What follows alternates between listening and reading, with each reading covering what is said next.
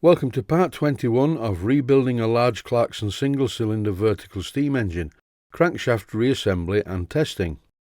Here you see me putting some oil on the bearings because the bearings are now going to be permanently bolted in place. I'm using a little steam oil and I'm also using some 3-in-1 to make sure that the oil penetrates all the way through the bearing. I find that for general bearing lubrication, a combination of the thick steam oil and the thinner 3-in-1 at a ratio of, say, 2 of steam oil to 1 of 3-in-1 is a very suitable lubricant. In this clip, I'm fitting the studs. The lock nuts are already on the studs. I didn't see fit to take them off. You can put the thing in as a bolt then. To make it easier, I'm now using a socket. As I've mentioned in previous episodes, these are not fully split bearings. Normally you would get a split bearing in 2 full halves. This one is a little bit like a clamp, so you have to be careful not to clamp it up too tight. It is a bearing, not a clamp to hold the crankshaft solid.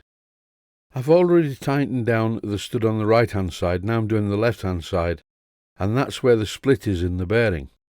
So if I tighten the right hand side and then heavily tighten the left hand side, this bearing is not going to revolve, and you have to be very careful of this. If you get the bearing too tight so no oil can get in there, then it's going to score both the bearing and the crankshaft and make a mess of things. I rebuild quite a lot of model steam engines, and always, without exception, I leave the bearings initially slack, and once the engine starts running okay, I then adjust the bearing to perfection. Although there's no such thing as perfection, because from the minute the bearing starts rotating, it's starting to wear. But you get the general idea. You have to have a very gentle touch for this. Here I'm doing exactly the same on the back bearing. Plenty of oil to start with, followed by fitting the top cap. And in exactly the same way as with the front top cap, the studs are not studs, they're actually bolts, because the lock nuts are permanently tightened in place.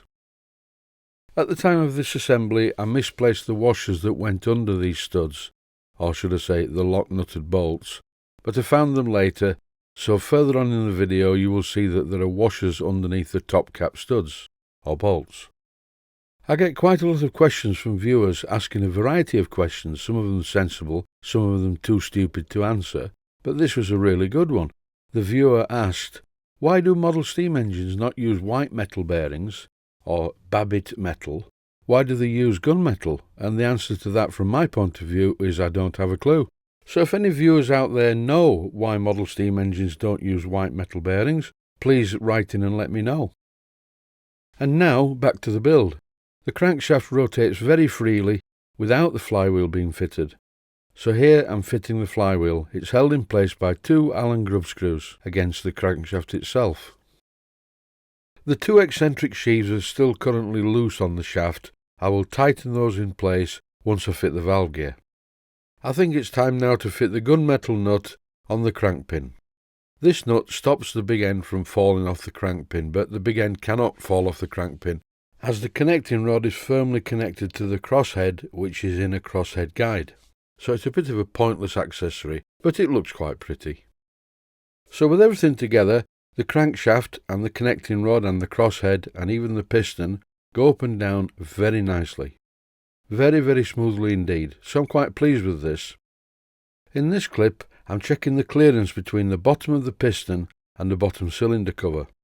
If the piston comes too close down to the cylinder cover, there will be a problem when running on steam. If the piston touches the cover, the steam will not have anywhere to go when it enters the cylinder. Also, there will be copious amounts of water inside the cylinder around the bottom cylinder cover when you're running on steam. So it's a good idea to have a little bit of clearance, and here you see the engine running. Now how's it running, I wonder? It's running with the aid of my old trusty Makita drill. Well, it's not that old, it's just a bit knackered looking. Here you see it on the crankshaft, and if you're doing this, be very careful. Hold on to the drill, do not let go of the drill and bend the crankshaft. And hanging onto the drill is especially important if you're using a drill like this to turn over a much smaller engine. The final small job to do is to half fill the oilers with some steam oil, and then replace the needle valve and lock it off completely so the steam oil cannot drip down onto the bearing. I mentioned this in a previous episode, You can, of course, open the needle valve and let the oil down into the bearing, but you will forget to shut it, and you will experience pools of oil everywhere, and your stock of lubricating oil will go down very quickly. So I lock these off, and all I do is just put a little bit of oil into the hole where you see the visible drip feed. Here you see me taking the needle valve out of the other one, and I'm filling this with oil. Only fill it halfway up, don't fill it right to the top, it looks stupid if it's all the way up to the top of the glass. These small oilers are from a company called 21st Century Steam, which is owned by a friend of mine. And they really are quite well made things, proper glass as well. And he generally sells these on the internet via the auction site that we all know and love. So anyway, when I've filled the lubricator, I put the needle valve back in place, and that's it, ready to run. So that's about it for this one. Here's the piston going up and down for no specific reason. Thanks for watching, and I hope you found it useful.